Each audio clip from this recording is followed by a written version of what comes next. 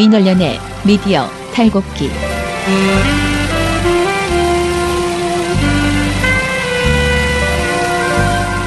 민원련의 미디어 탈곡기 177화 시작하겠습니다. 네, 안녕하세요. 저는 민원련의 김원경 사무처장입니다. 그리고 미디어 탈곡기에서는 이장 역할을 맡고 있습니다. 네, 저는 부녀회장 배나은 활동가입니다. 네, 청년회장 이봉 활동가입니다. 우리 아빠는 슈퍼맨이에요. 종편 막말 패널들도 퇴출시켰고요. 보도지침 책도 만들었고요. KBS, MBC 적폐의 사진도 퇴출시켰고요. 언론교육도 하고요. 매일매일 방송과 신문을 감시해요. 너희 아버지 뭐 하시는데? 민원연 후원해요. 언론을 정상화시키는 확실한 길. 한 달에 10,000원 민원연 후원으로 가능합니다.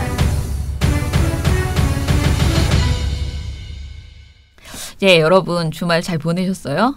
어땠어요? 다들 잘 쉬셨습니까? 네, 뭐 잠도 많이 자고 푹 잤습니다. 네, 저는 하나도 못 쉬었습니다. 저는 왜 이렇게 바쁜지 주말이 여러 가지 아무튼 고민과 아무튼 저는 지난주에 쉬고 온 다음에 지난주에 회의도 너무 많았고 또 회의를 또 저 혼자 들어가가지고 그 회의를 정리하는 일도 너무 많고 밑에 누가 같이 들어가서 정리해주는 사람이 있어야 되는데 요번에 어떻게 희한하게 모든 회의가 다 제가 혼자 들어가게 됐어요, 우연히. 그래서 뭐 지난주 그 이제 평소에는 좀 가벼운 마음으로 회의에서 이렇게 얘기를 나누는데 집중했다면 이번에는 막 이걸 정리해야 된다라는 안 하던 짓을 또 하니까 막 집중할 거 아니에요. 그래서 회의하다 말고 제가 계속 잠깐만요. 그런 다음에 이게 정리된 거 맞나요? 막 그러니까 사람들이 웃겨가지고 자꾸 왜 이래? 막 그래서 내가 아니 오늘 제가 더 정리를 해야 되는데 예, 죄송합니다. 아니 봉우 씨 때문이 아니야. 다른 일도 있었는데 다 그런 식이어가지고 사람들이 자꾸 웃었어요. 제가 하는 행동 때문에.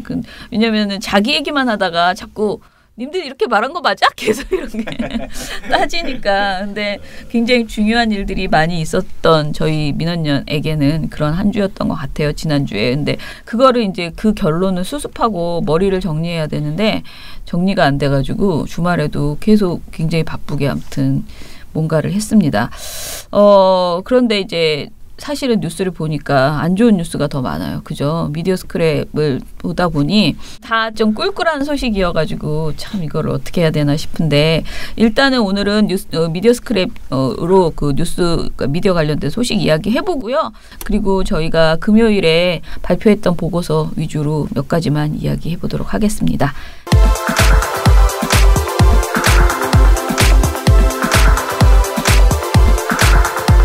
첫 번째 소식은 YTN 관련 소식입니다.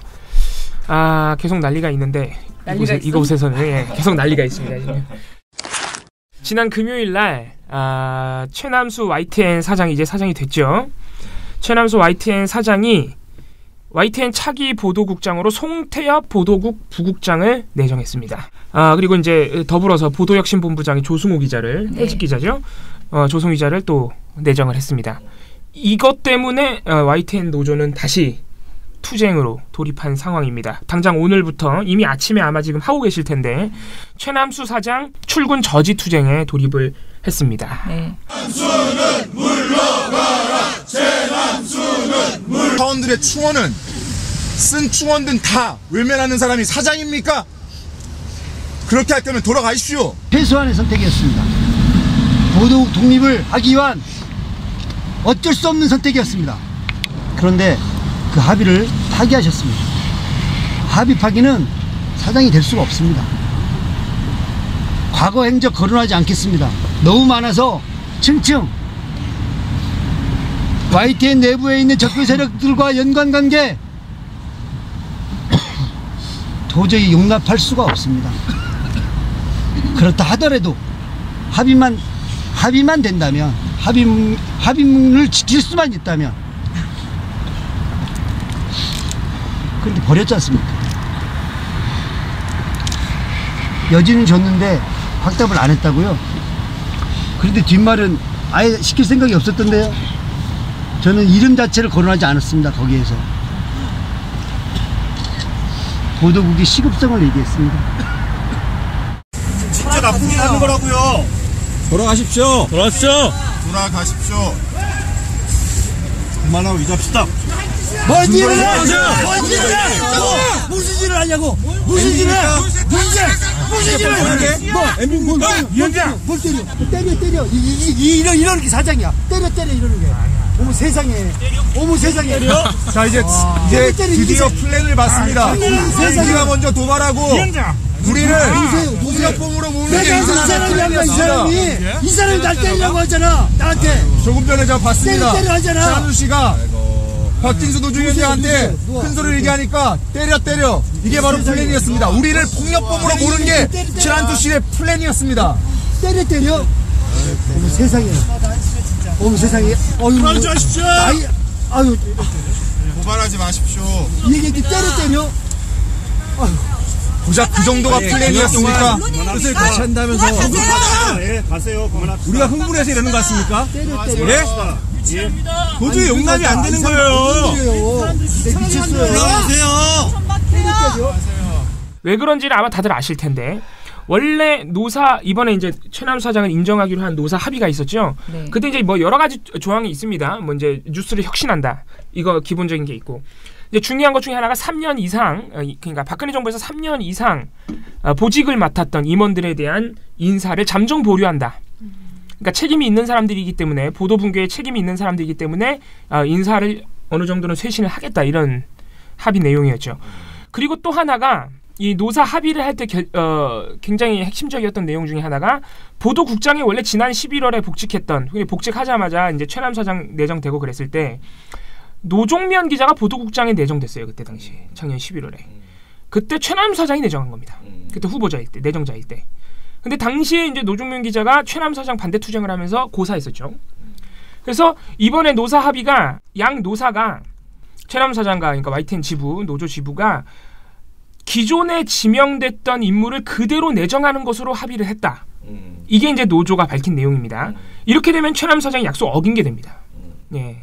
원래는 보도국장에 노종면 기자가 내정이 돼 있었기 때문에 노조는 그렇게 알고 합의를 했던 거죠.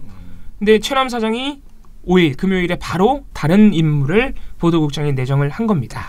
왜 그랬대요? 자, 송태엽 기자는 일단 해직 기자가 아닙니다. 네, 지난 11월에 복직했던 해직 기자들 중 한 분은 아니시고 그동안 계속 기사 쓰신 분이에요. 자, 최남 사장의 변은 뭐냐면은 노사가 합의를 할 때 나는 여지만 줬지 확정을 한 게 아니었다. 뭔 소리야? 네, 이겁니다. 뭐죠? 네, 여지만 줬지 확정을 한 건 아니었다. 노종면 국장도 노종면 기자는 지금 국장이 아니죠. 죄송합니다. 노종면 기자는 지금 부장입니다. 노종면 기자도 후보자 중에 한 명이었을 뿐 나는 그 후보자로서 인정을 한다는 거였지 내가 임명을 확정한다는 말이 아니었다. 아닌데. 그리고 노종면 기자가 부적절하다고 지금 입장문에서 아예 확정을 했습니다. 뭐라고 하냐면은 노종면 기자는 내가 내정됐을 때부터 나에 대한 내 임명을 앞장서서 반대했던 사람이다. 아이고 삐졌어? 뻥해가지고. 네. 그렇기 때문에 상식적으로 내가 임명이 된 다음에 그 사람을 보도국장에 임명하는 것은 상식적으로 부적절하다. 아, 임명된 다음에 임명하는 건? 네. 원래 삐졌을 때는 안 된다는 거예요? 네, 면전에서. 아니, 내정자일 때는 되는데. 네, 면전에서 나를 반대했던 사람이기 때문에 상식적으로 부적절하다. 또 하나가 있습니다. 노종면 기자가 이미 한 번 거부했다. 이미 한 번 거부했기 때문에 역시 부적절하다. 또 하나가 있는데 노종면 기자와 노조가 보도국장에게 일정 부분의 인사권을 요구했는데 당연히 부적절하다. 이렇게 세 가지 이유를 들어서 노종면 기자가 아닌 송태엽 부국장을 일단 내정을 해놓은 상태입니다. 그래서 노조가 곧바로 다음 날 성명을 냈습니다. YTN 노조와 전국 언론 노조는 약속과 다르다. 이건 합의 파기다. 그래서 곧바로 이제 다시 저지투쟁에 들어가겠다고 입장을 밝혔는데 노조가 공개한 녹취록에 따르면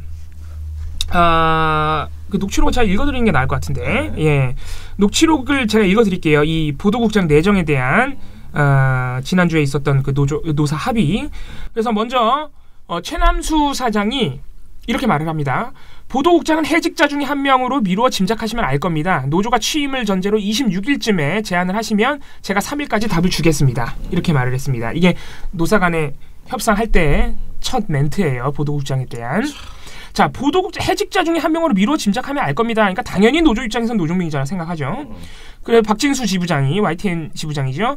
보도국장 내정자 문제는 여기서 반드시 얘기를 해야 됩니다. 그래서 김환균 전국언론노조 위원장이 그것은 최남 사장이 저한테 얘기한 바가 있다. 이렇게 얘기를 합니다. 이게 뭐냐면은 노사 간의 협상 이전에 김환균 위원장과 최남 사장 내정자가 별도의 면담을 가졌다고 해요. 여기서 노종면 보도국장 내정자를 지명하는데 일정한 구두 합의가 있었다고 김환균 위원장이 말을 한 겁니다.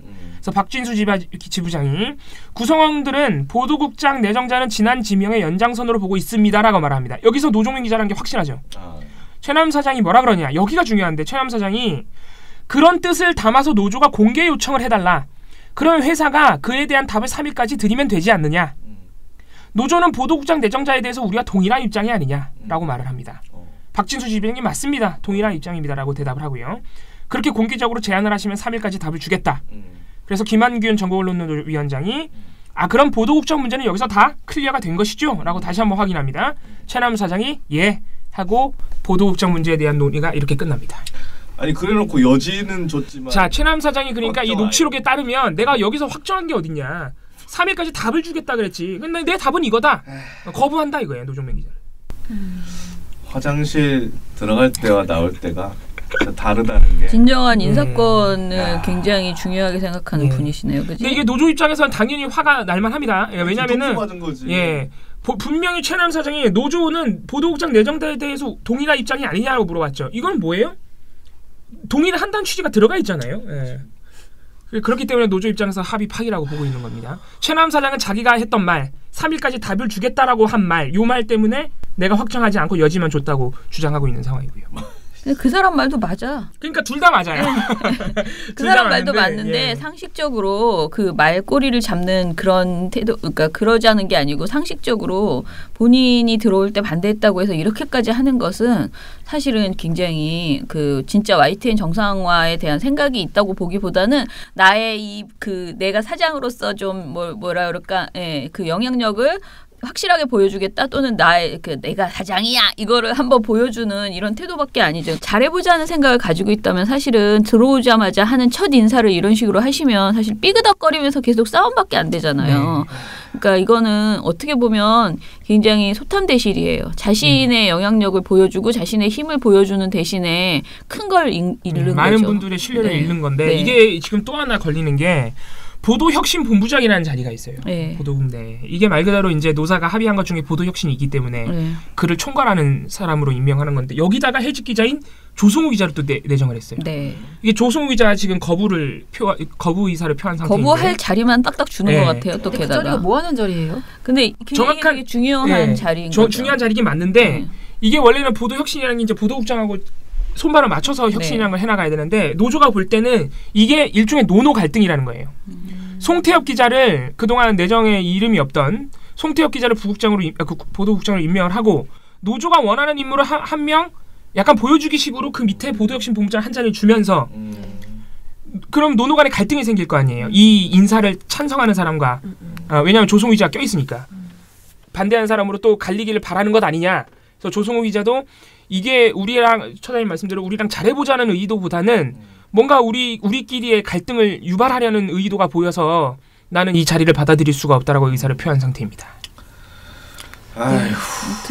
아무튼 YTN 제가 드릴 말씀은 민원연이 무엇을 해야 될지 되게 고민을 많이 했는데 여기서 누구 편을 들어서 뭐 성명서 쓰고 뭐 이렇게 뭐라 그러죠? 이렇게 성명을 써도 별로 영향력도 미쳐지지도 않으면서 그냥 약간 빈 구호 같다는 그런 생각이 들어요. 그런데 큰 힘을 들이지 못한다는 거죠. 그런데 저희는 아무튼 YTN 모니터를 열심히 해서요. 진짜 YTN이 지금 문제가 있다. 그리고 최남수 사장이 들어온 이후에도 YTN의 그야말로 정상화된 모습을 볼 수 없다라는 부분을 잘 알려드리는 게 오히려 저희가 해야 될 일이다라고 생각을 하고요. 이게 또 누구 편을 드냐 아니냐 이런 식으로 갈까봐 굉장히 부담스러운데 그게 아니고 원래 저희가 하던 모니터 방식대로 YTN 그동안 저희가 너무 이제 그 MBC KBS 정상화 때문에 굉장히 바쁘기도 했고 그리고 저희가 감시하는 매체가 워낙 많잖아요. 그래서 YTN과 연합뉴스 TV는 사실 또 포기한 지 오래되었어요. 저희가 선거 때만 열심히 좀 하고 그다음에 또 못했는데 이 부분을 다시 해야 된다. 그리고 이제 KM은 어느 정도 이제 자리를 잡아가고 있는 상황에서 또 아직 MBC도 굉장히 문제가 많고 문제 많은 것도 계속 지켜봐야 되죠. 그런데 방점을 이제는 YTN과 연합뉴스 TV라는 또 다른 공영 매체에 좀 둬야 된다. 너무 KM에만 집중했다 우리가 그런 생각이 들어서요. 그쪽도 같이 이제 모니터를 하는 걸로 이렇게 지금 생각을 하고 있어요. 그래서 그런 식으로 특히 그 두 매체 뉴스뿐만 아니고 전용 종합 뉴스뿐만 아니고 이렇게 이상하게 그 종편처럼 샥 이렇게 생긴 종편 비슷한 모양새로 막 떠들어대는 그런 토크 프로그램들이 있기 때문에 그것들 좀 잘 모니터해서 감시하고 최소한 종편에 나오는 그런 수준의 맨날 봉우 씨가 말하는 차명진 씨 같은 사람은 안 나와야 되잖아요. 근데 이런 사람들이 이제 출연하고 있는 상황을 제대로 감시해 보려고 합니다. 그래서 저희 민원연이 해야 되는 방식으로 할 수 있는 방식으로 계속 YTN 정상화를 위해서 힘을 실어보도록 하겠습니다. 그냥 결과적으로 뉴스가 좋으면 되잖아. YTN 보도가 좋으면 되는데 YTN 보도가 정말 아니다. 그 아닌 것을 바꿔달라. 그럴 사람을 인사를 해달라. 이렇게 큰 틀에서 그냥 이야기하는 수밖에 없겠다라는 생각이 듭니다. 아니 혹시나 청취자 여러분들이 오해를 하실까 봐. 그럼 지금 그 내정된 송태엽 보도국장 내정자는 그럼 이상한 사람이냐 오해를 하실 수 있는데 어쨌든 간에 같이 예전에 투쟁을 한 분은 맞다는 거. 네, 이거는 오해가 있을 수 있어요. 네. PD저널의 박수성 기자 기사입니다. 낡은 시청률 대신 시청자 수 본다. 시청률하고 시청자 수가 뭐가 차이가 있는지 혹시 아시나요? 그러니까 이게 저는 전혀 처음 보는 이 기사를 진짜 열심히 읽어봤거든요. 그런데 진짜 이 시청자 수도 참 믿기 어렵다라는 생각이 저는 들었는데 아무튼 시청률은 가구당 맞아요. 한 집에 3-4명의 사람이 살고 있다라고 해서 이렇게 조사하는 거고 시청자 수는 1인 가구를 다 체크해서 하는 거라고 맞습니다. 그러더라고요. 가구당 시청률이라는 건 아까 말씀하신 것처럼 3-4인 가구로 산정된 어떤 가구에서 그 시간대에 무슨 프로그램을 보느냐 이걸 기준으로 해서 산정을 하는 것이고요. 근데 이럴 경우에는 혼자 사는 사람들한테 인기가 많은 프로그램은 상대적으로 좀 저평가될 수밖에 없는 구조죠. 뭔가 구조 개개인들의 선호도는 그렇죠. 빠지는 거죠. 근데 이번에 좀 재미있는 시도가 하나 나왔습니다. 시청률 조사 회사 TNMS가 지난해 11월 다시 보기 그리고 VOD 등을 합산해서 통합 시청률 조사를 실시했다고 해요.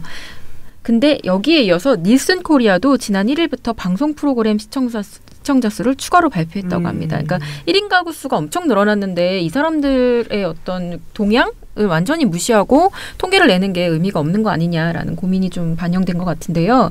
시청률에 따른 프로그램 순위하고 좀 차이가 있었다고 해요.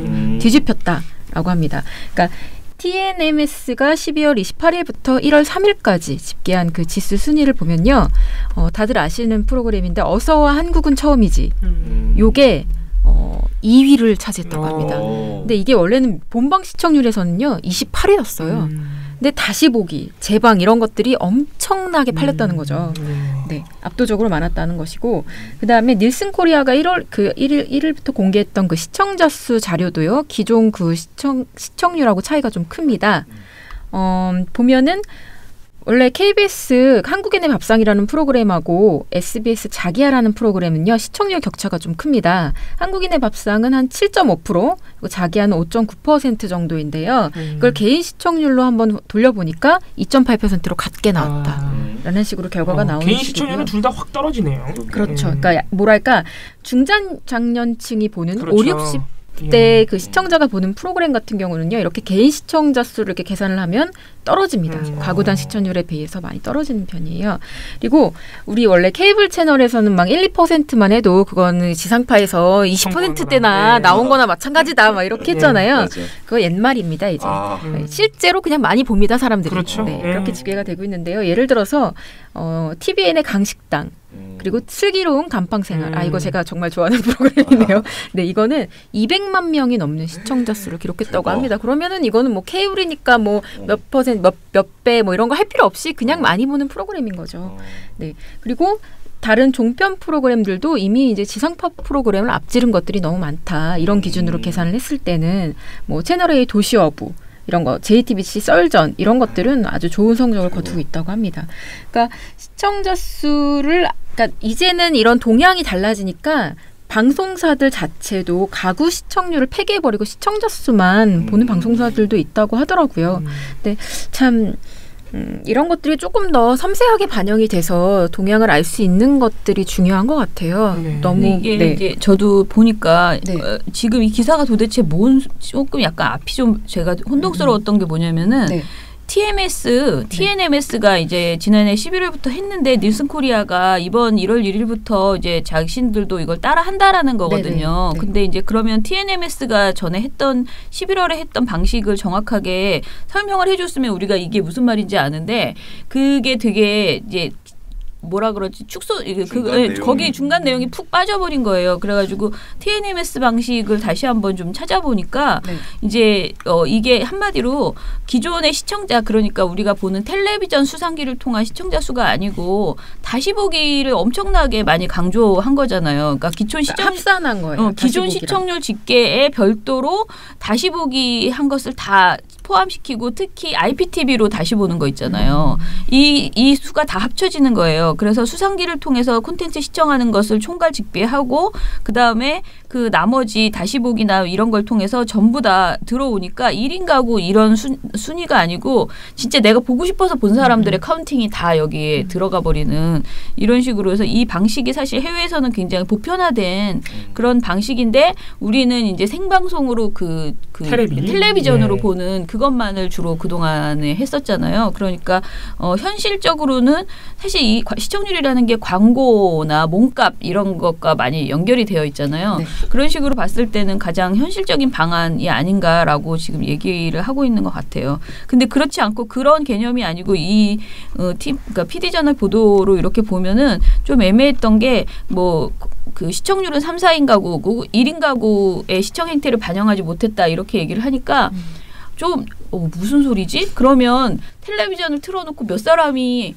그걸 보는지 아나 기계가 막 이런 생각이 들잖아. 그냥 가구별로 굉장히 애매해. 그냥 가구별로 그러니까 한 사람이 뭘 어떻게 보느냐를 이제 체크할 수 있는 방법으로 가구별로 하는 그 기존의 시청률 조사는 당연히 개개인의 의사가 배제가 되니까. 그러니까 보통 아빠가 거실에서 뭐 보면은 난 포기하고 집에 그잖아요. 방에서 핸드폰으로 보니까. 그리고 저 우리 처장님의 집처럼 TV가 아예 두 곳인 집도 있고요. 보는 게 각자 다르니까. 저희 집도 TV가 2대예요. 어머니 아버지 제가 다 달라요.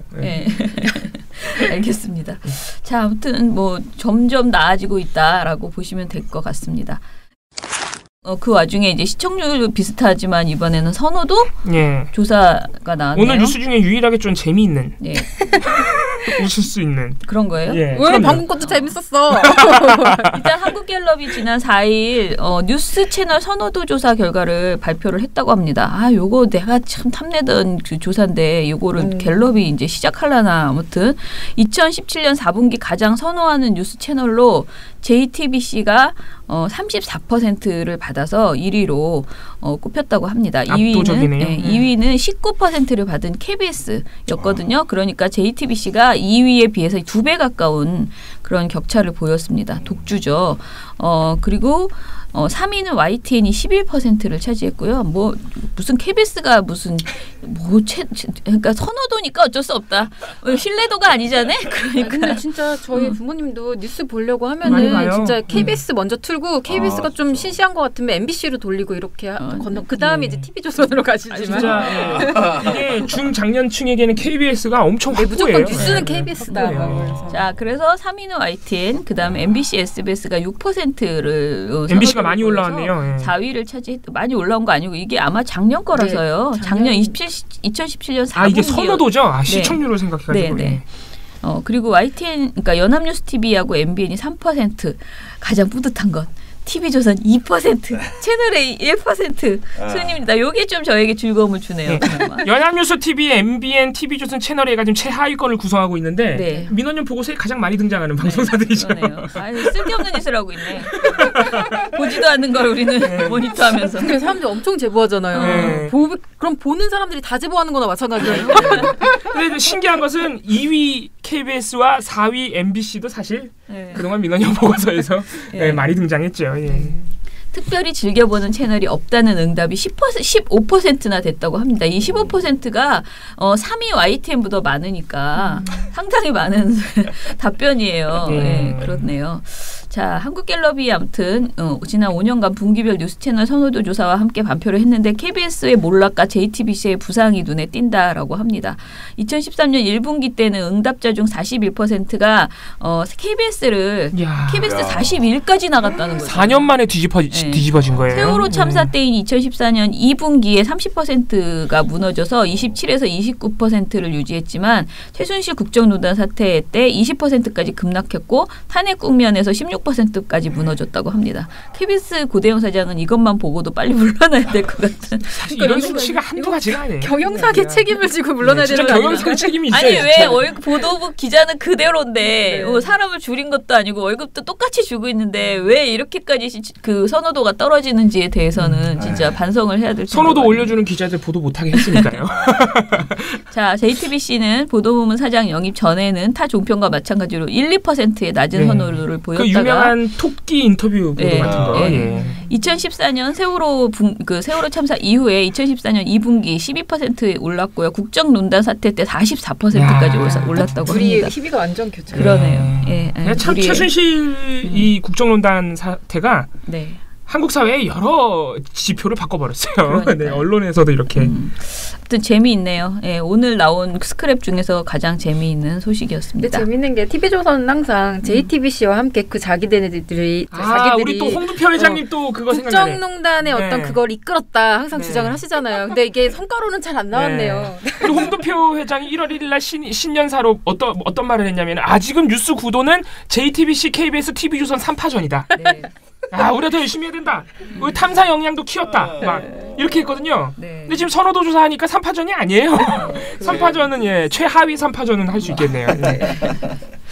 그렇지. 거기서 3파전을 일단 해서 올라오셔야 MBN 채널A TV조선 3파전을 할 수 있어요. 거기서 이기시고 MBN한테 졌거든요. 지금. 심지어 MBN한테 졌어. 요즘 슬픈 일입니다. 그렇게 성의 없이 하는 MBN에게 지다니. 그것도 보통 슬픈 일은 아니다. 야, 우리가 모니터할 때 항상 MBN 그러면 항상 성의 없는 방송. 제목을 왜 이렇게 지어? 뭐 스크립트도 올리다 말고 이름 6자. 보도 제목이 6자예요. MBN. 무슨 법칙이 있는 것 같아. 방통위의 KBS 노조 업무 복귀 촉구 의결 논란 커지나 참 제목도 되게 기네요. 미디어스 기사를 저희가 했는데 이게 제가 지난주 목요일인가 했던 기자회견 이야기입니다. 방송통신위원회가 김상근 목사 보궐이사로 추천하면서 당일날 저희가 아주 굉장히 비판한 적이 있었죠. 그러니까 KBS의 조속한 업무 복귀를 촉구하는 의결을 했었죠. 그래서 이에 대해서 저희가 기자회견을 한 바 있는데요.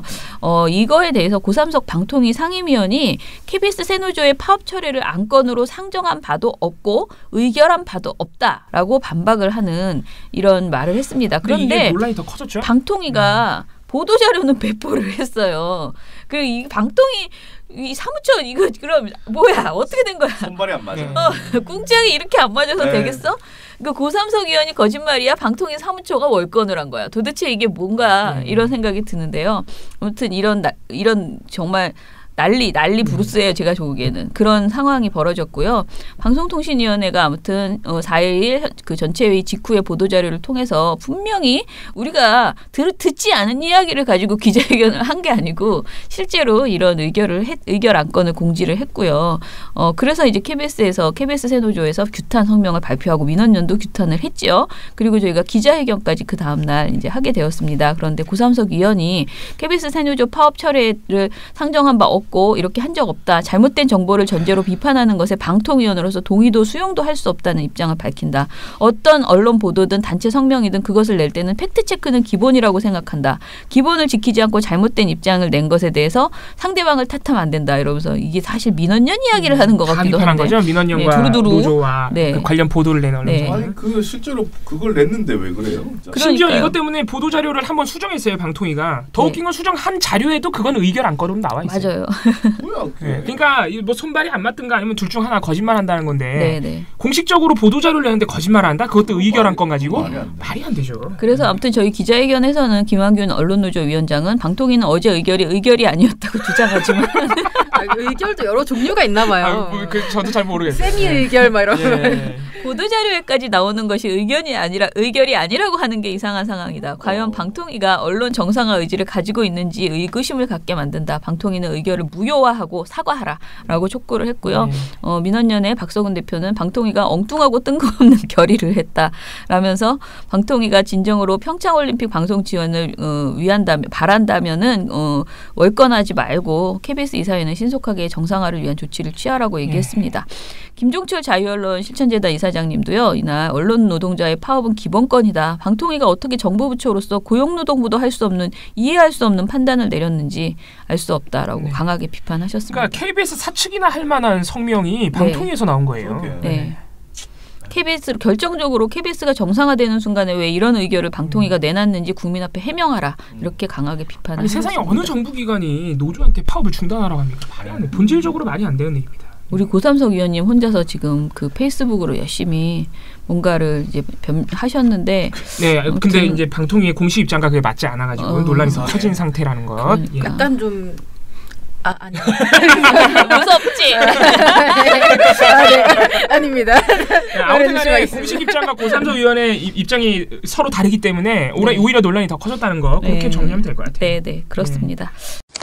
자, 하나 소식 더 하면요. 조선일보 보도인데요. 오늘 보도입니다. 오늘 아침 새벽에 나온 건데 교복 입고 등장한 성소수자 EBS 적절성 논란이라는 제목이거든요. 적절성 논란. 제목부터 심상치가 않은데요. 성소수자는 교복을 안 입어야 되겠다는 뉘앙스를 읽히네요. 근데 이제 이 보도가 뭐냐면은 EBS에서 까칠남전하는 프로그램이 있잖아요. 이 프로그램에서 지금 2번 정도를 성소수자 관련된 그 주제로 다루었나 봅니다. 그런데 지난 25일 EBS 프로그램 까칠남녀 성소수자 편에서 그 교복을 입은 그 성소수자들이 나왔나 봐요. 그런데 스튜디오에 동성애자와 양성애자, 트랜스젠더 등 4명의 성인이 학생 교복을 입고 출연을 했다고 합니다. 그러자 사옥 로비를 점거했던 중고등학교 그 학부모, 그러니까 중고생 학부모들이 성인인 성소수자들이 교복을 입고 등장해 성소수자를 미화했다. 아직 정체성이 확립되지 않은 청소년에게 혼란을 줄 수 있는 내용이다. 라고 비판을 했습니다. 지금 조선일보가 그렇게 쓴 거예요? 네. 이게 차승호 씨라는 사람의 주장입니다. 학부모의 주장이에요. 학부모의 주장을 받아 쓴 거예요? 성인인 성소수자들이 교복을 입고 등장해 성소수자를 미화했다. 아직 정체성이 확립되지 않은 청소년에게 혼란을 줄 수 있는 내용이라고 비판을 했고요. 이런 말도 했습니다. 트랜스젠더 직장인이 가장 많이 앓는 장애는 배뇨장애다. 성중립 화장실이 필요하다는 식의 방송 내용도 학부모 시청자들을 불편하게 하고 있다라고 지적을 했습니다. 그리고 양성애자를 대표해서 나온 작가 은하선 씨가 지금은 여자 애인과 살고 있는데 다른 이성으로 갈아탄 적도 있다라고 말을 했는데 이것도 굉장히 눈살을 찌푸리게 하는 내용이다라고 조선일보가 보도를 했어요. 이거 지면에도 나온 기사입니다. 진짜 대박이다. 네. 조선일보는 까칠 남녀 자위편에서 그 은하선 씨가 하루에 한 번 자위한다. 어떤 사람들은 바나나, 오이, 참외를 이용하는 경우도 있다라고 말을 해서 당시에 거센 항의를 받기도 했었다라고 지적을 했어요. 그러니까 전체적으로 보면은 이게 일단은 성에 대해서 이야기를 하면 지적을 하는 분위기인가 봅니다. 그 뭐 꼭 성소수자뿐만 아니고 이 까칠 남녀 자체가 굉장히 불편해 보이는 것 같아요. 많은 사람들에게. 그런데 이것을 이제 조선일보가 어떤 가치 판단 없이 어떻게 보면 자신들의 입맛에 맞는 내용만을 쭉 정리해서 제가 지금 말씀드린 이런 그 지적만을 모아가지고 사실 이런 식으로 쓰면요. 이 방송이 참 신선하고 좋다라고 하는 그런 평도 굉장히 많이 있습니다. 별 문제 없다라는 평도 굉장히 많은데 지금 이 조선일보 보도는 제목 자체가 적절성 논란이라고 하면서 EBS에서 굉장히 이상한 방송을 하고 있는 것처럼 한마디로 정리를 한 거예요.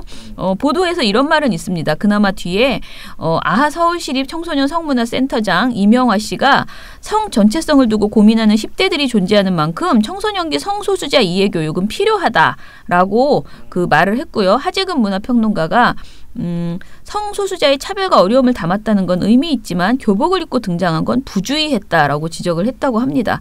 EBS 측은 성소수자가 방송에 나왔다는 것으로 폐지를 주장하는 건 받아들이기 어렵다라는 공식 입장을 내놨다고 합니다.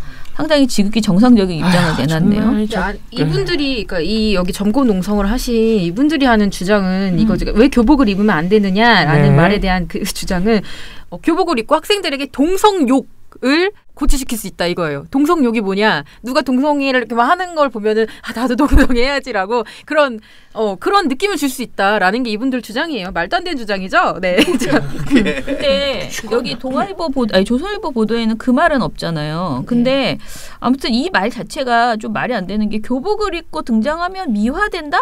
이게 미화된다는 게 잘 이해가 안 되고 여기에 나오는 사람이 성소수자만 나온 게 아니고 골고루 그냥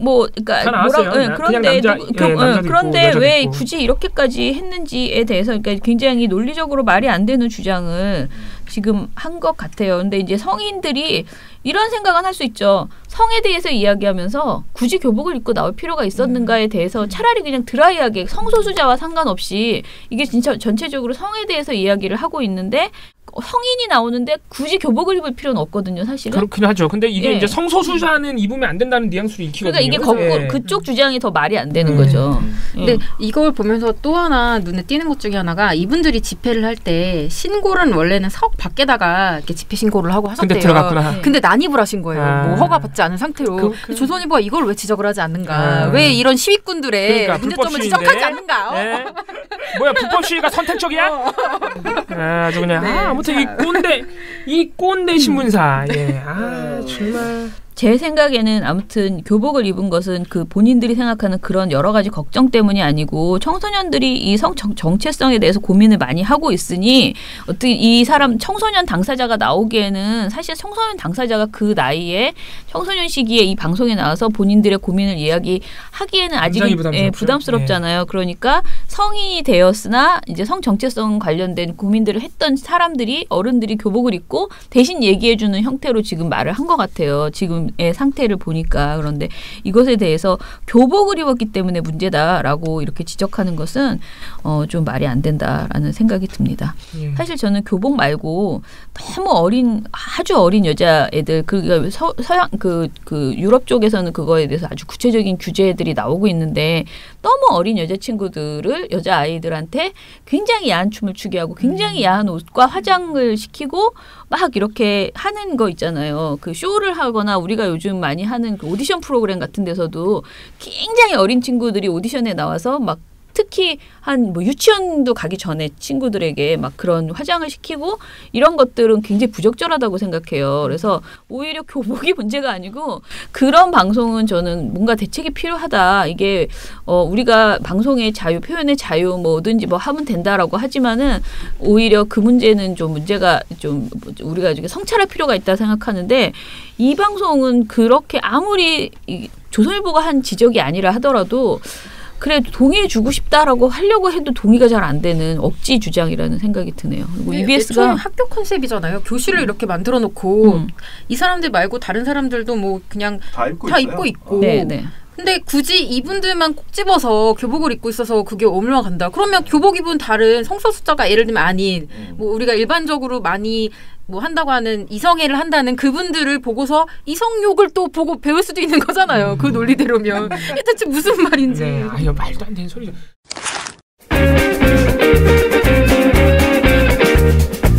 안녕하세요. 민원연 김원경 처장입니다. 미디어 탈곡기 잘 듣고 계시죠? 미디어 탈곡기를 응원하는 방법 무려 4가지가 있습니다. 다운로드하기, 구독하기, 댓글 달기, 그리고 하트 누르기인데요. 다운로드와 댓글 달기는 모든 곳에서 됩니다. 댓글 많이 달아주시면 저희가 늘 답변 드리겠습니다. 팟빵에서는 구독, 파티에서는 즐겨찾기를 해주시면 되고요. 하트는 팟빵과 파티에 모두 있으니까 매일매일 꼭꼭 눌러주세요. 꼭이요.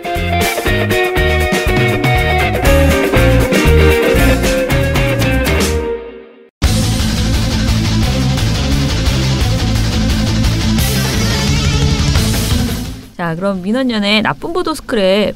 오늘은요, 사실 보고서가 저희가 좀 매일매일 그 국수 뽑듯이 안 뽑기로 했잖아요. 그러다 보니까 보고서가 아니 근데 생각해보면 진짜 우리 선거 때나 작년 1년 내내 정말 국수처럼 나와요. 네. 우리 이제 수제비처럼 뽑으려고 하거든요. 하루에 3개처럼 나와 진짜로. 좀 뭉쳐가지고 똥똥 뽑아내려고 하고 있어서 보고서가 기존처럼 있는 것 같아요. 뭉쳐서 이렇게 하다 보면 만지작 하다 보다가 이렇게 꼭 써야 되나? 그런 생각이 들어서 이렇게 말해요. 이거 너무 못생겼는데? 맞아.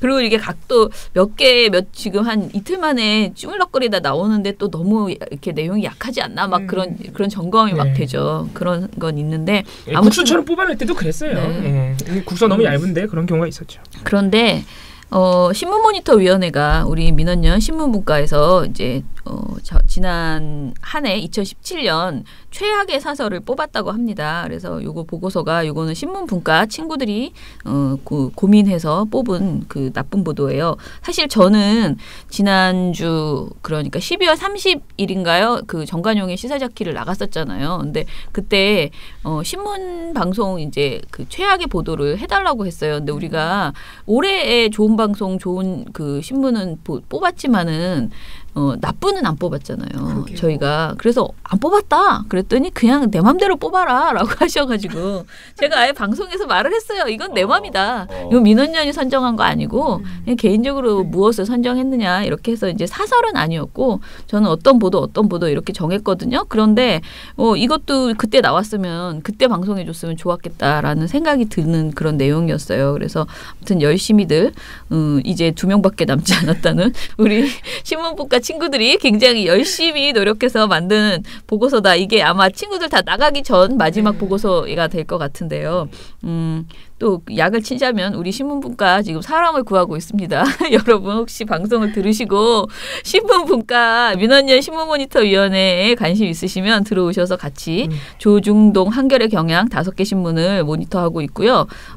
저희 그 모니터 하다가 이번에 취직된 언론사에 취직된 친구도 있고 이리저리 하여서 지금 사람이 줄어들어서 굉장히 고민하고 있다고 합니다. 그리고 또 약을 치자면 저희가 모니터 교육을 시작을 하니까요.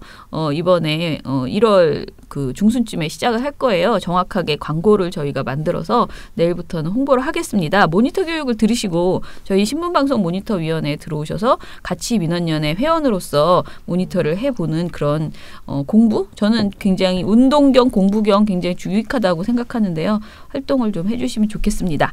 자, 그러면 오늘 2017년 5개 일간지의 사설 5건 최악의 사설 5건을 이야기를 해보도록 하겠습니다.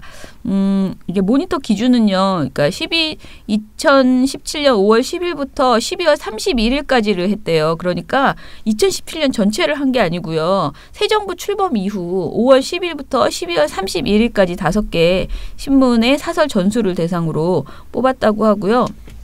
좋네요. 네. 그러다 보니까 아무래도 촛불 의제에 역행하는 그런 사설 위주로 선정을 하게 되었다라고 합니다. 첫 번째 건 제가 해볼까요? 여전히 세월호 천막을 불법이라 비난한 세월호 천막은 광화문 무기한 점거 하나라는 조선일보 사설이 선정되었습니다. 먼저 말씀드릴 거는 이게요. 조선일보만 4건이나 선정이 되었어요. 중앙일보 참 부실합니다 지금. 어쩌다 동아가 한 건 있네요 그래도. 네, 동아일보 한 건 있었는데요. 조선일보가 작년에 정말 열일했다 이렇게 보여지네요.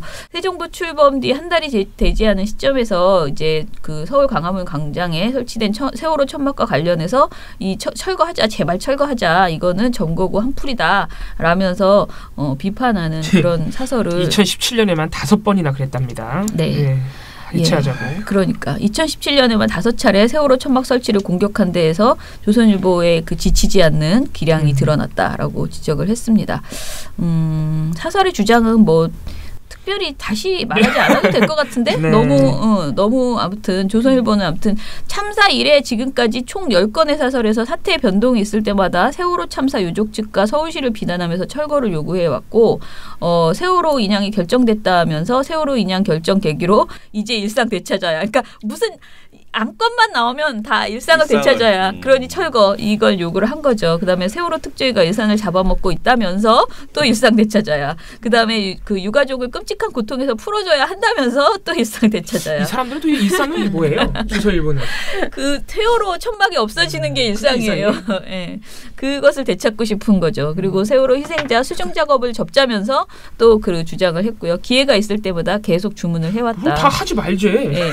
아무것도 하지 말자는 거잖아요. 그럼. 네. 그러면서 조선일보가 이제는 지나치면 모자라는 것보다 못하기 마련이다라면서 철거를 요구했다라고 이렇게 지적을 했습니다. 이번 보고서에서 제일 재밌는 거는 조선일보의 속마음, 그러니까 그 신문의 속마음 그리고 이 구절 실화냐라는 것을 만들었는데요. 이 구절 실화냐는 실제로 그 사설에 있는 멘트를 그대로 이제 딴 거거든요. 구절. 예, 이 구절 실화냐 읽어드릴게요. 광화문 광장을 아예 무기한으로 점거하려는 모양이다. 이제는 환풀이도 끝날 때가 되지 않았나? 세상 일은 지나치면 모자라는 것보다 못하기 마련이다. 이미 지나쳐도 너무 지나쳤다. 이렇게 썼습니다. 조선일보에 이런 말을 하는 속마음은 서울시는 세월호 단체의 불법 천막을 철거하라라는 그냥 하고 싶은 말을 정확하게 그냥 이렇게 말했다라고 하시면 될 것 같습니다. 아직도 유가족한테 한풀이 이런 표현을 쓰네요. 굉장히 모욕적인 표현인데 사실은. 자, 그러면 두 번째 거 봉우 씨가 해보시죠. 네. 두 번째 거는 박근혜 대통령 탄핵과 관련된 사설이네요. 네. 지난해 2017년 10월 13일에 박근혜 씨가 두 번째로 구속영장이 발부가 됐어요. 이때 조선일보가 법과 멀어지며 최악으로 가는 박 전 대통령 재판이라는 사설을 냈습니다. 10월 17일 날. 네네. 이 구속영장 발부 결정에 대해서 편의대로 하는 편법이다. 검찰과 법원 특검이 모두 정치화된 재판을 하고 있다라고 비판했습니다. 이재용 삼성전자 부회장에 대한 그 뇌물죄 혐의, 뇌물죄 재판에서 마음속 청탁을 인정했던 법원과 검찰이 이번에는 정치적 고려를 해서 박근혜 씨를 구속했다. 이렇게 비판을 했습니다. 그러니까 재판이 다 틀렸다는 거죠. 구속영장을 발부를 한 그 결정이. 그래서 뭐 판사를 압박하기 위한 여론전도 있다. 이대로는 앞으로 법원이 어떤 판단을 내리더라도 갈등과 혼란이 더 커질 것이다. 그래서 뭐 여러 가지 구절들이 있는데 박 전 대통령이 뒤늦은 항변에 이해되는 측면도 있다. 이 뒤늦은 항변이라는 건 정치 보복이라는 항변이었습니다. 검찰과 법원은 편의대로 구속기간을 연장하는 편법을 써왔다라고 한 구절들이 이 구절 실화냐에 뽑혔습니다. 네네. 조선일보의 속마음은? 박근혜 구속 연장은 편법이고 정치적 고려의 결과다. 뇌물죄도 억지다. 뭐 이런. 조선일보가 속마음을 이렇게 숨기지 않고 다 말하고 있기 때문에 재미가 없네. 네. 겉마음이다. 네, 그냥 하고 있는 말이다. 요약이다. 참 진실한 사람들이야. 그치? 이게 뭐예요? 제가 볼 때는 조선일보의 속마음은 더 강해야 돼요. 그러니까 조선일보의 속마음이 제가 볼 때는 박근혜 씨를 풀어줘라예요, 사실은. 그렇잖아요. 석방하라. 네, 석방하라예요, 사실상. 그러니까 이 친구들을 그렇게 세게 그렇게 쓰고 싶지 않은 거잖아. 아니 제가 그걸 뭐라 그러는 게 아니고 제 생각은 그냥 그렇다고요. 보고서를 쓴 친구들에 대해서 재밌어요. 재밌는데 제가 볼 때는 거의 풀어줘라 수준이다. 자, 세 번째 조용히 하고 세 번째 배낭 활동가가. 네. 바로 다음 날입니다. 네. 또 사설인데요. 농민 사망 부른 폭력 시위 현장도 되돌아봐야. 네. 라는 보도입니다. 무슨 사설이겠습니까?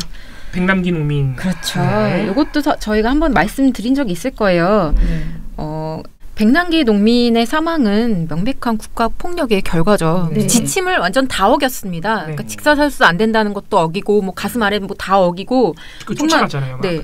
정말 죽이려고 이러나? 라는 생각이 들 정도로 폭력적으로 해서 결국 그렇게 안타까운 결과가 나온 것이에요. 근데 이 부분에 대해서 조선일보는 전부 부정합니다. 전부 부정하는데 그 근거가 뭔지 아세요? 폭력 시위니까. 맞아요. 그겁니다. 네, 진짜 이거 하나밖에 없습니다. 네, 폭력 시위를 했으면 그 사람이 나와서 원인을 제공하는 거다. 이 논리입니다. 정말 딱. 네. 그러니까 이런 식입니다. 사실상 무기를 들고 덤비는 상대방을 막으려다. 실수로 다치거나 죽게 했을 때 정당방위로 처벌이 면제되는 경우가 있다. 당시 시위는 경찰의 목숨을 빼앗을 수도 있을 만큼 폭력적이었다.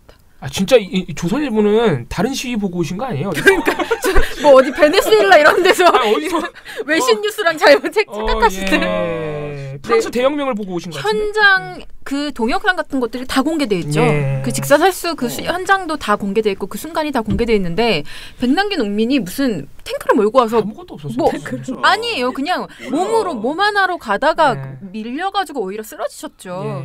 근데 이 장면을 놓고서 살상 무기를 들고 덤비는 상대방 뭐 이런 예시를 들고 경찰이 죽을 수도 있는 상황이었다? 이거 너무 거짓말 아니에요? 네, 이건 그냥 완전 구라입니다. 이건 뻥이에요. 이거 진짜 이거 완전 구라잖아 진짜. 예. 너무 심하다. 그러면서 정권이 바뀌었다고 갑자기 경찰이 책임을 물어야 하는지 의문이다. 뭐 이런 막말. 그냥 아무 말을 하고 정권이 있습니다. 바뀌었으니까 책임을 물어야지. 이전 정권에서 안 물었으니까. 잘못한 거는 책임을 물어야지. 무슨 소리 하고 있는 거야. 네. 이거는 뭐 말도 안 되는 그냥 헛소리일 뿐만 아니라 2차 가해입니다. 유가족들이라든가 돌아가신 분에 대한 어떤 모욕이고요. 미쳤다. 네. 근데 사실 이런 짓을 한 게 조선일보뿐이었겠느냐. 아, 그렇군요. 또 있군요. 그렇지 않습니다. 18일 날 동아일보 또 똑같은 짓을 했고요. 중앙일보 우리가 아까 약간 부진하다고 했잖아요. 조선일보만큼 그 말을 맛깔나게 하지 못해서 그렇지 그 똑같은 논조로 또 사설을 썼습니다. 근데 이제 조선일보 사설이 왜 이 세 개 중에 뽑혔느냐? 아까 말씀드린 것처럼 굉장히 극단적인 표현을 사용해요. 그러니까 뭐 살상무기. 그렇죠. 예. 그리고 또 하나 특이점은 백씨를 쓰러뜨린 게 물대표인지 아닌지 마치 아직 모른다는 식으로 쓰는 그런 보도를 그날 당일날 같이 내놓습니다. 대단한 분들이야. 근데 그냥 거짓말을 하고 있는 겁니다. 계속. 조선일보의 매력이 하나 갑자기 느껴지네요. 뭐야? 한번 듣고 봤던 기사인데도 또 들어도 또 빡쳐요. 볼살마다 뭔가 새로워. 같은 걸 또 봐도 새로운. 그쵸. 전 조선일보 그 글자 폰트만 봐도 짜증이 나요. 정말 놀라운 언론사입니다. 네, 그래서 속마음 고 백농민의 사망 원인은 물대포가 아니라 시위 현장이다. 시위대 때문이라는 거죠. 저는 이걸 조금 더 자극적으로 말씀드리자면 시위꾼들은 죽어도 된다. 예, 그렇죠. 네, 저는 뭐 거의 이런 논리라고 생각합니다. 아, 이거 거짓말이 너무 심하다. 근데 거짓말이. 다음 거는 드디어 이제 동아일보가 이 난관을 뚫고 딱 한 번 동아일보가 재밌어요. 선정이 되었습니다. 제목은 전 정권 국정원장 셋 다 구속하면 누가 웃을까? 자, 이 질문 딱 봤을 때 누가 웃을까? 북한이 웃는다 이런 제목이 나오죠. 예, 자, 이 사설은요. 일단은 이 제목 자체가 너무 좋아서 뽑혔다라고 저는 생각합니다. 제목이 너무 좋아. 네, 제목이 너무 아싸랍니다. 예, 자, 뭔지 아시겠죠? 지난 11월 14일 남재준, 이병기, 이병호 전 국정원장에 대해서 박근혜 정부 시절 특수활동비를 청와대에 상납한 혐의로 구속영장이 청구된 바 있습니다. 사흘 전인 11일에는 김관진 전 국방부 장관이 이명박 정부 때 그 국군 사이버사령부 여론조작 활동에 관여한 혐의로 구속됐었죠. 동아일보가 이 상황에서 너무나 흥분을 하여서 북풍몰이에 이제 매달린 것이죠. 그래서 이 사설에서는 전직 국가안보 책임자들의 구속을 반대를 했는데요. 말이 굉장히 웃깁니다. 김 전 장관은 북한이 가장 무서워하는 군인으로 통했던 인물이다.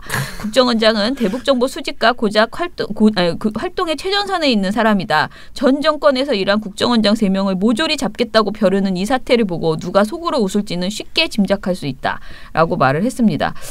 그러면서 특활비가 요용된 불법적인 행위는 과거 정권에도 있었다. 대통령의 요구를 거부하기 어려운 위치에 있던 국정원장을 구속까지 할 사안인가라고 비판했습니다. 그러면 대통령도 구속됐는데 그럼 국정원장이 구속된 거 당연한 것 아닌가. 아무튼 우리 사설 그 선정하는 사람들은 조선일보도 만만치 않았는데 어쩌다 보니 이것이 동아일보가 선정이 되었을까 이렇게 말을 했습니다. 조선일보에서는요. 이들이 모조리 감옥에 가는 것은 혁명 상황이 아니라면 상상하기 어려운 일이다.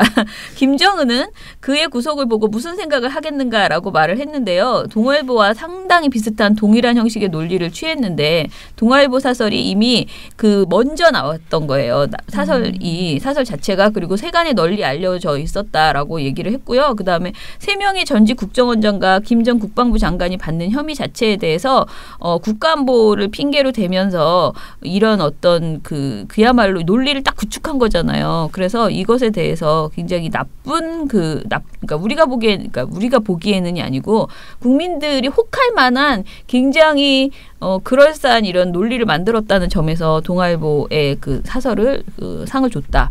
상을 상이에요? 이게 뭐예요? 놀리는 거죠. 아이 참 이구절 실하냐? 아까 제가 다 이미 말씀드린 겁니다. 이 사태를 보고 누가 속으로 웃을지 쉽게 짐작할 수 있다. 동아일보의 속마음. 국정원장 3명과 국방장관 구속하면 안 된다. 이는 북한을 이롭게 하는 것이다. 네, 지금 조선일보 그리고 자유한국당 이런 세력들이 이 특활비 문제에 대해서 지금 특활비 문제가 정확하게 뭐냐면은 박근혜 대통령 지시로 네. 국정원장을 비롯한 국정원의 특수활동비를 네. 청와대가 상납받은 거잖아요. 정확하게 이거예요. 네. 지금 그러면은 자유한국당이 주장하는 바에 따르면 이전 정부 DJ 정부 노무현 정부 때도 그랬다는 건데 그랬다는 근거는 하나도 없어요. 그러면서 그러니까 이런 사람들이 그런 주장하면서 어떤 무리까지 빚어졌냐면은 박민식 전 자유한국당 의원 아시죠? 이 사람이 지난해 11월 21일 날 MBN 아침엔 매일경제에 나와가지고 뭐라 그랬냐면은 아니 자꾸 이 특수활동비 문제 때문에 이때는 또 홍준표 대표도 특수활동비 받았다 그래서 논란이 컸었어요. 그래서 이전 정부도 그랬다 그러면서 이 사람이 뭐라고 주장했냐면 내가 이명박 박근혜 정부에서 여당 간사를 해봐서 아는데 본인이 여당이었잖아요. 여당 간사를 해봐서 아는데 그 특수활동비 야당 간사들한테도 다 줬다. 쉬쉬하면서 다 줬다. 그래서 야당 간사들도 다 받았다. 이런 식으로 주장을 했단 말이에요. 그래가지고 이 방송을 마침 보고 있던 서가번 전 의원이 야당 간사를 맡았던 서가번 전 의원이 방송국에 바로 전화를 해서 무슨 소리야 도대체. 내가 그때 간사였는데 돈 받은 적 없다. 해서 실시간으로 항의를 했어요. 그래서 실시간으로 앵커가 정정했어요. 네. 지금 서가번 의원한테 전화가 왔다. 사실과 다르다고 한다. 그러니까 이거는 박민식 전 의원님께서 개인 의견을 해주셔야 된다. 이런 식으로 넘어간 적도 있습니다. 그러니까 이 정도로 근거도 없이 그냥 아무 말이나 막 하면은 다 되는 줄 압니다. 지금 자유한국당, 조선일보 이런. 그래서 좀 너무 나갔다 지금. 그렇게 할 수 있겠습니다. 네. 자, 그러면 다음 거 나은 씨가 하나 더 해주실래요? 네, 마지막인데요. 네. 제목이 이렇습니다. 장악 끝난 MBC. 제목 봐. 제목 봐. 12월 8일자 사설인데요. 제목 정말 대단하지 않습니까? 이분들이 이제 분과원들이 제목을 어떻게 달았냐면요. 공영방송 정상화에 자유한국당의 방송 장악 프레임 더 쉬운 사설이었다라는 지적을 했습니다. 이 사설이 나오게 된 맥락은요. 지난 12월 7일 MBC 새 사장으로 최승호 후보가 선출이 됐죠. 근데 이 상황이 일어난 바로 다음 날 나온 사설인 거예요. 마음에 많이 안 들었겠네요. 그렇죠. 굉장히 지금 아주 화가 썩이 나 있다. 그러면서 무슨 얘기를 했느냐. 역대 정권 대부분이 공영방송을 장악하려 했지만 이렇게 노골적인 것은 본 적이 없다. 이명박 정부 때 뭐 했대? 모르겠어요. 제가 그때 잠깐 MBC 안 봤나 봐요. 그러면서 여기도 안 봐? 네. 네. MBC 노조원들이 박문진 이사들의 직장, 교회, 자택 주변에서 시위를 벌여 그 가족까지 고통스럽게 만들었고 고용노동부 조사와 검찰 수사까지 동원돼 임기가 2년 넘게 남은 MBC 사장을 끌어내리고 새 사장을 임명한 것이다. 이렇게 얘기를 했습니다. 네, 이게 얼마나 말도 안 되는 소리인지는 저희 이제 방송 여태까지 들어오신 분들이라면 다 알 거라고 생각하고요. 네, 이런 얘기를 쭉 하고 있으면서 뒤에 뭐라고 얘기를 하느냐? 과거 광우병 보도 건을 이제 얘기를 합니다. 그걸 하면서 이제 그때도 괴담을 막 해가지고 사람들을 시위를 하게 만들더니 그런 방송을 하겠다는 이건 예고편밖에 안 되는 것 같다. 뭐 이렇게 하면서 사설을 마무리하는데요. 네. 요즘 MBC 방송을 조선일보가 보는지는 잘 모르겠지만 보면 얼마나 속상할까. 정상이었는데 지금 비정상화돼서 지금 얼마나 하루하루가 속상하고 안타까울지. 조선일보는 지금 전투력을 막 끌어올리고 있는 상황이에요. 왜냐하면 석방돼야 되는 박근혜 씨도 석방이 못 되고 있고. MBC도 완전히 홍준표 대표의 말을 빌리자면 뺏겼고. 지금 아군들을 다 뺏긴 상태이기 때문에 조선일보가 아마 더 난리칠 겁니다. 그래서 이렇게 노골적인 건 본 적 없다고 했는데 공범자들 보시는 거 추천드립니다. 전반적으로 문화생활에 관심이 없어요. 거기 잘 나오거든요. 노골적인 게. 전반적으로 세상 돌아가는데 별로 관심이 없는 것 같아요. 네, 그래서 분과원들이 꼽은 조선일보의 속마음 MBC가 문재인 정권에 장악됐다. 네, 요거는 뭐 정확한 속마음인 것 같습니다. 네. 다 읽었습니다. 이렇게 해서 5개 후보 저희가 다 소개를 해드렸습니다. 화려하네요 정말. 안 건드린 분야가 없네. 열심히 일했네. 조선일보 정말 열심히 일했네요. 진짜 분발해야 됩니다 진짜. 7, 6, 5, 4, 3, 2, 1. You'll never have the sacred stone. Oh, this you crazy mother. 예, 그러면은 대댓글 시간으로 넘어가도록 하겠습니다. 소쏘 정징하님, MBN에 황장수 넘 좀 퇴출시켜주세요. 너무 왜곡하는 걸 도저히 용납이 안 돼요. 이렇게 주셨어요. 제가 잠시 잊고 있었던 우리 황장수 씨, 예, 주목하도록 하겠습니다. 제가 요새 주목하는 몇몇 분들이 있어요. 뭐 차명진 씨나 이런 몇몇 분들이 있는데 황장수 씨가 예전처럼 많이 안 나와서 약간 잊고 있었는데 다시 주목하도록 하겠습니다.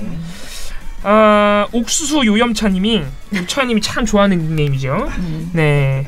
민원연 이제 쭉쭉 올라갈 것 같다고 예, 많은 분들이 오고 계시다. 그 전에 없던 분들이 많이 오고 계신다. 예전에는 댓글 소개 없었는데 소개해주니 급 늘어났다. 네, 그렇게 또 저희를 응원해 주셨습니다. 감사드립니다. 네. 44세 0416님께서 2018년 첫 주말이네요. 잘 쉬고 계시죠? 라고 하면서 시사자키와 종편대지 시즌2 잘 들었습니다. 얼굴을 보니 푹 쉬신 것 같아 좋다고 하셨는데 그게 이제 조명의 문제지 저희가 잘 쉬어서 그런 것 같지는 않습니다. 이게 조명이 너무 밝게 우리가 그 종편대지 시즌2가 굉장히 환하게 나왔더라고요. 화면이. 그래가지고 번쩍번쩍 하더라고 진짜. 봉우 씨 얼굴도 하얘. 아주 하얗게 나왔어. 왜 자꾸 저한테 그렇게 하얗다는 걸 강조를 하시죠? 아니 원래 평소 봉우 씨 얼굴은 그렇게 하얀 얼굴은 아니거든요. 근데 이 영상으로 보니까 아주 화사하더라고. 저는 뭐 말할 것도 없어요. 번쩍번쩍합니다 진짜 이번 영상이. 그래서 이런 말씀하신 것 같고요. 다들 근데 저희가 쉬고 와서 그렇다라고 이제 얘기하시는데 어찌됐든 뭐 그럴 수도 있습니다. 얼굴이 좋아진 건 좋습니다. 그리고 사실 0416님은 한 번 또 말씀하셨는데 그 방심이가 제대로 활동하지 못하는 틈을 타서 종편이 정말 끝도 모르고 달리고 있다라는 생각이 든다라고 하셨습니다. 예, 정말 그런 것 같은데 이거 참 큰일입니다. 방심이 이제 드디어 이제 새해가 됐으니 돌아가야 될 텐데 말이에요. 이거 좀 재밌다. 봉봉 선임 활동가의 옷 스타일이 바뀐 것 같군요. 라면서 미령곰탱님이 보내주셨는데요. 스타일 바뀐 게 아니고 옷을 그냥 딸랑 하나 더 샀습니다. 네, 내가 그 옷을 제가 일주일에 3번씩 입고 있다는 거예요. 네. 제가 한 번 사면은 아주 물을 다 빨아먹기 때문에 오늘도 입고 왔어요. 네, 그럼요. 네네 오늘도 제가 보기에 유니폼이라고 지금 거의 민원연 유니폼이라고. 바지만 바꿔요. 네, 너무 똑같으면 그러니까. 예. 트러스트 노원님인데요. 네. 봉선님 활동님이 다음 주에도라고 이제 익숙하게 말을 하신 거에 대해서 칭찬을 좀 해주셨고요. 그러면서 실수 안 했다고. 네, 칭찬해 주셨어요. 그래서 폐간 이거 하면서 교만해지시는 모습도 보인다. 이렇게 지적을 해주셨습니다. 네. 그러면서 베나베나 쇼 팬덤 따라가려면 멀었다. 헐. 이렇게 얘기하셨습니다. 저는 그렇게 팬 때문에 좌우우면하겠습니다. 저의 갈 길을 교만해지지 마세요. 네, 저의 갈 길을 가는 것입니다. 네. 자 레이니 칠세님 유튜브에서 종편대지 보고 댓글 달아요. 역시 꿀잼 종편대지네요. 언제 한번 종편 앵커들 전체의 성적표를 만들어 보시면 어떨까요? 좋은 생각이십니다. 내일 아니야. 다음 댓글은 다음 그리고 댓글. 여기 댓글 여기서도 마찬가지로 에이니 칠세님도 김원경 처장님의 얼굴에서 빛이 딱 이렇게 하셨고요. 휴가와 안마의 효과를 뚜렷하게 나타내는 것 같습니다라고 하셨습니다. 배나은 활동가도 특별 출연으로 마이크 신공이 아니라 밝은 얼굴 한번 보여주세요. 마이크 신공. 옛날 그 동그라미 속의 얼굴을 감추는 그 신공을 보이고 있지요. 미령곰템님께서 NG컷은 역시 기분 좋아지는군요. 처장님 비닐 점퍼 입고 다니시는가요? 쓱쓱싹싹 부스럭부스럭 하시게요? 그거 가지고 돈 받아가려는 봉봉선임 활동가님 미워잉 그렇게. 제가 돈 받아가려고 그랬어요? 그때 한 번 소리 나면 10,000원. 20,000원이었어요. 네. 봉봉선임 활동가님 석션 진짜 필요하신 것 같아요. 이거 진짜 필요하다. 제가 지금 치료를 계획 중에 있습니다. 네. 근데 지금 너무 웃긴 게 미령곰탱님이 걱정하시는 건 그거예요. 옮길까? 처장님과 베나베나 활동님 그리고 PD님께 옮기는 거 아닌가? 진짜 나에 대한 걱정은 1마리도 없구나. 내 진짜 이러다 한번 죽어야지 내가. 이러다 한번 죽어. 진짜 코 막혀서 한번 죽어야지. 네. 너무. 네 그리고 PD님을 김정인이라고 하다니 나쁘다. 제가 초등학교 이후로 처음 들어봅니다. 야 그것도 NG컷에서 나갔어요? 모욕적이다. 천황님께서도 성을 헷갈려 하시니까 저도 그게 저야말로 전염이 된 겁니다. 진짜요? 저한테 전염됐어요? 예, 이영경 처장님. 그래요? 1297 저희가 처음 보는 처음으로 맞나요? 예. 소개는 처음 해드리는 것 같은데 저희에게 수고 많이 하셨다고 또 응원을 해주셨습니다. 네. 새로 오시면은 이렇게 댓글 달아주세요. 그래야지 저희도 계속 친해지는 재미가 있을 것 같습니다. 계속 댓글을 많이 달아주셔서 저희가 순위가 한동안 굉장히 떨어져 있었는데 다시 110위권 정도로 올라왔습니다. 그러면 민원연 미디어 탈곡기 월요일 순서는 이것으로 마치고요. 내일은 좀 보고서들이 좀 나와서 좀 더 많이 나와서 이야기해보도록 하겠습니다. 사실은 저에게 지금 밀려있는 보고서도 있고 해서요. 오늘 분명히 우리가 수제비한 2개는 뜰 수 있을 것으로 보입니다. 자, 민원연의 미디어 탈곡기는 내일도 열심히 털어드리겠습니다. 탈탈탈. 안녕.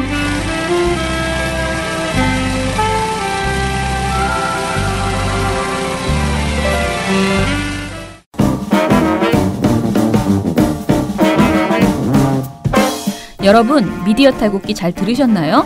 민원연은 1984년부터 우리 사회 언론 민주화를 위한 걸음을 우직하게 걷고 있습니다. 특히 왜곡, 편파, 막장 뉴스가 만연한 상황에서 민원연의 언론 감시 활동은 더욱 중요합니다. 민원연 회원이 되어 저희에게 힘을 주세요. 민원연 홈페이지 ccdm.or.kr에 오셔서 회원가입을 신청하시거나 02-392-0181로 전화 주시면 됩니다. 한 달 10,000원의 회비가 언론을 바꿉니다.